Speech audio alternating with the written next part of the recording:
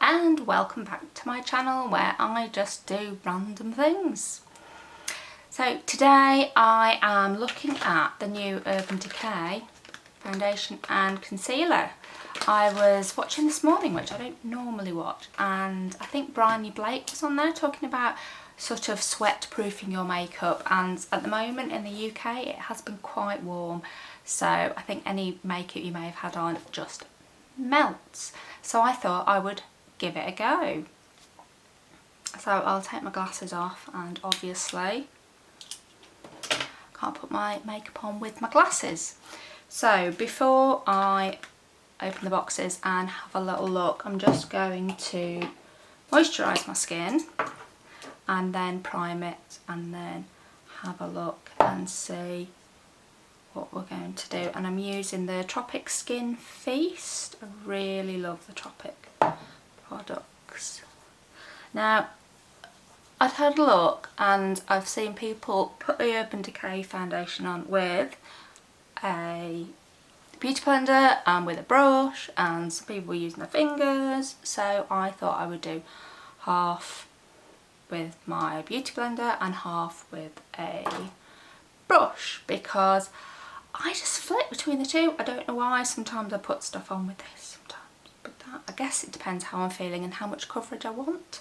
So there we go. I haven't rubbed the moisturiser in properly. So if we start with the foundation, so that's how it looks, and I got the Urban Decay Assistant to obviously colour match it, and I've got 30 WY, which is 30 is the light, sort of the shade intensity, and then the W is a warm master tone and a yellow undertone. Now I do have a little bit of a tan at the moment, so that's what it looks like. It's quite swanky. Now it is £30, and I know when I did the Huda versus the B&M palette, I said I won't buy this because it's £56, and obviously this and that is £50, but I think with foundation sometimes if you can find something that suits your skin, then it's probably worth it. It smells quite nice. And this is meant to be, comes in 50 shades, it's meant to last 24 hours, it's waterproof, it's vegan in its formula, and it minimises pores, and I find that I get pores around my nose and sort of my cheeks, so that'll be interesting to see what it does there. And I'm just going to prime my skin using the Rimmel Insta Fix and Go. I've not used this before. It's a 2-in-1 primer and setting spray, so I will give that a go too. That feels really nice because it's warm outside. Right, let's get my hair out of the way. Okay, now I look a bit ridiculous. Okay, and the concealer, which is, this is meant to be a medium coverage and buildable, so we'll just see how it goes on. And the concealer is a full coverage. Now I think she said I was doing the same shade, so that's 30 WI and 30 NY for the concealer, which I think N is neutral. I can tell you, yeah, neutral and yellow undertones, which I think is right for my skin. So there we go, and that's £20. So I'll start off with, I'll use my beauty blender on this side, and then I'll use my Real Techniques buffing brush on the other side. Let me see, did I have anything else that I'd written down about it? No? Let's give it a go. So, should we go one, we'll go one pump and see. She says. Okay. So, it's quite runny actually. And I'm just going to my beauty blender because I've just washed it especially for you. I'll just give that a little scoosh with my fixing spray, just so it's this looks quite light actually. Just start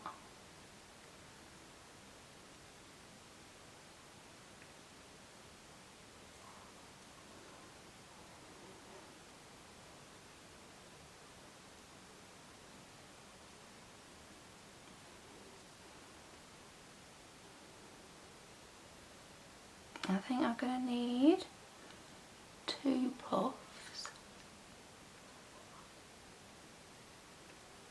Right, I'm going to try and do half my face, but that's gone on really nicely, sort of all blended out. So we'll make it fair. We'll do two on one side and 2 on the other. Oh, that's better now. So as I say, it says it's buildable. It also says it lasts for 24 hours. Is that just for people like me that don't take your makeup off because you're just too tired? So no, it's very bad. So it's definitely building up the coverage. So obviously that's my shiny side.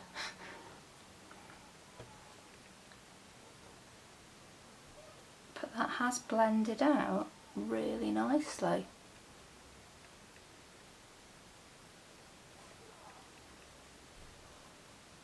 And really evenly.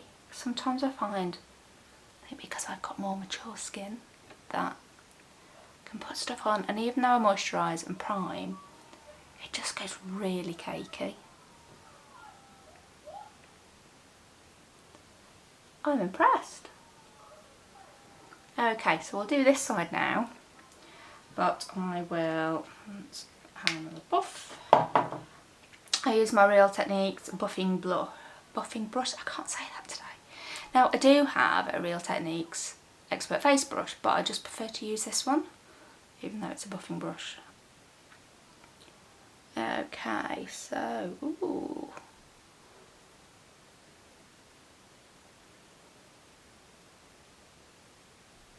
I'm gonna get, I think this.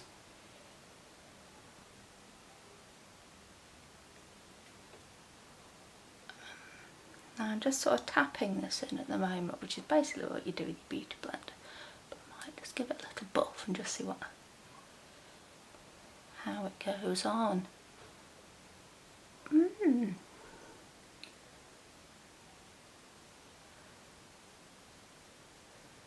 It does feel really nice going onto the skin. And really, I think a little goes quite a long way, especially using a brush as opposed to a beauty blender. This is where I've got to try and do half my nose. It's slightly difficult. I don't know which one I prefer actually.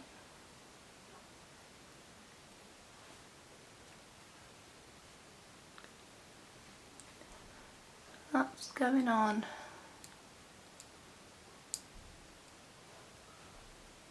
I think for me, I prefer it with the beauty blender.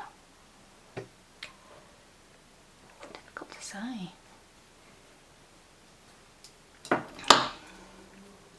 This just shows you that I've not really blended this out on the side of my face. I think I get a more even coverage with the beauty blender than I do with the brush. Whether that's just because I've got more coverage so it looks more even. But that is really, really nice. It's not cakey, and it's not, I know it's medium coverage, but sometimes, you know, when you get it and it just looks really cakey. And as much as I like cake, I don't really particularly want my makeup to look like it. So, thumbs up for that. Moving on to the concealer, which, even though it's the same colour, is meant to be, I think it's more pigmented. It's got like a little dofer, so that should go under my eyes, just a bit around the darker bits of my nose, forehead, and just somewhere really, you know, where I want to reflect the light. And I think we'll just do one side and then we can compare the two. So I will use the clean bit of my beauty blender. So I'm just going to pat that in to my skin.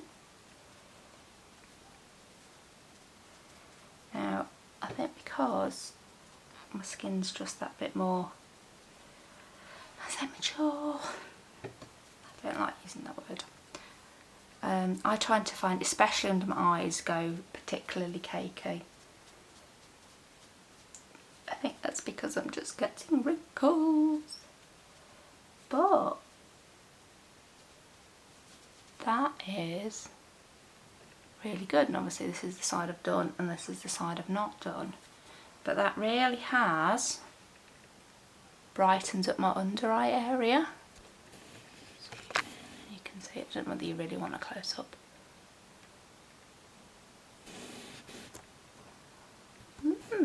Nice. Do the other side. I was filming yesterday and I did one eye of makeup and then I had to go out for an appointment, and whilst I was there I remembered that I'd only got one eye of makeup and it looked a bit crazy. Never mind.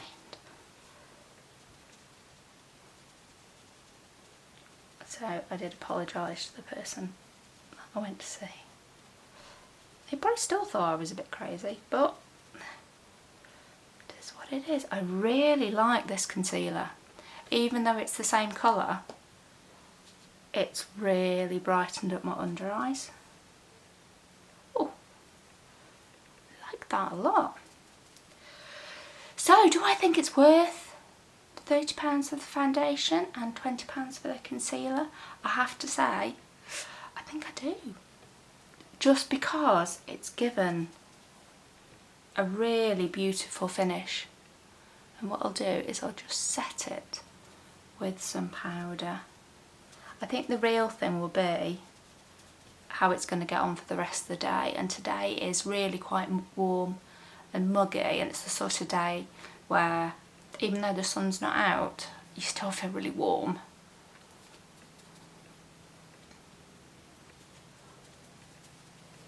So I will just use, I've got some Rimmel Perfect Match translucent powder, so I'm just going to really set the areas where I've put the concealer, so on my nose, under my eyes and all that jazz.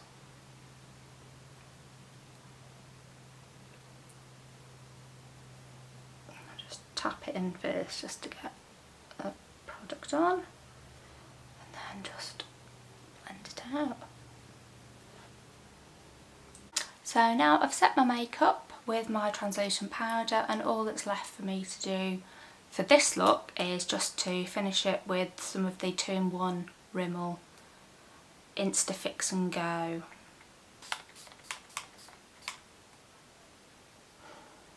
It smells just like holidays.